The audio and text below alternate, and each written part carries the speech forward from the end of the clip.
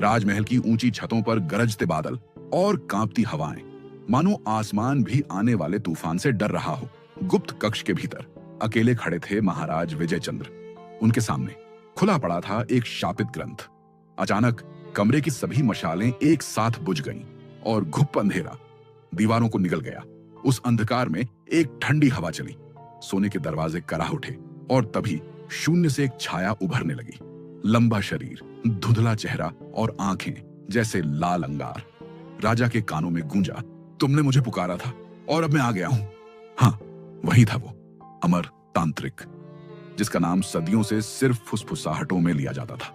उसकी उपस्थिति से दीवारों पर काले निशान उभरने लगे, मानो किसी ने अदृश्य पंजों से पत्थरों को चीर डाला हो। राजा ने डर दबाकर कहा, मुझे अमृतत्व चाहिए, मृत्यु को हराने की शक्ति। तांत्रिक हंसा। उसकी हंसी में हजारों कौमों की चीख गूंज रही थी। वो बोला, शक्ति की कीमत होती है महाराज। क्या तुम अपने साम्राज्य की आहुति देने को तैयार हो? राजा की आंखों में पागलपन चमक उठा। हाँ, मैं सब दूंगा, बस मृत्यु को हराना चाहता हूं। तांत्रिक ने हाथ उठाया और हवा में रक्त लाल रेखाएं खिंच गईं। उन रेखाओं से राख झरने लगी, राख जो राजा की त्वचा पर गिरते ही जला देने लगी। अचानक दरवाजा खुला। रानी सुरमाला भीतर आई, आंखों में आंसू और स्वर में प्रार्थना।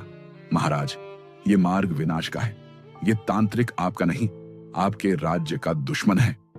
तांत्रिक ने उनकी ओर देखा। उसकी दृष्टि से दीवारें कांप उठी।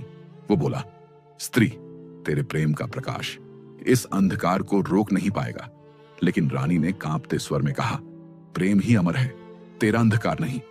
पर राजा विजय चंद्र ने उनका हाथ झटक दिया और तांत्रिक की ओर बढ़ गए। तांत्रिक ने अपनी हथेली से धुएं का काला गोला निकाला और उसे राजा के सीने पर रख दिया। वो क्षण भयानक था। राजा की चीख पूरे महल में गूंज उठी। वो चीख जिसमें लालच भी था, पीड़ा भी और असीम प्यास भी। और उसी रात योधपुर पर पहला श्राप उतरा। फूल मुरझा गए, तालाब सूख गए, मंदिरों के दीपक खुद ब खुद बुझ गए। अमर तांत्रिक मुस्कुराया। उसकी आंखों में अंधकार का समुद्र चमक रहा था, क्योंकि खेल की शुरुआत हो चुकी थी।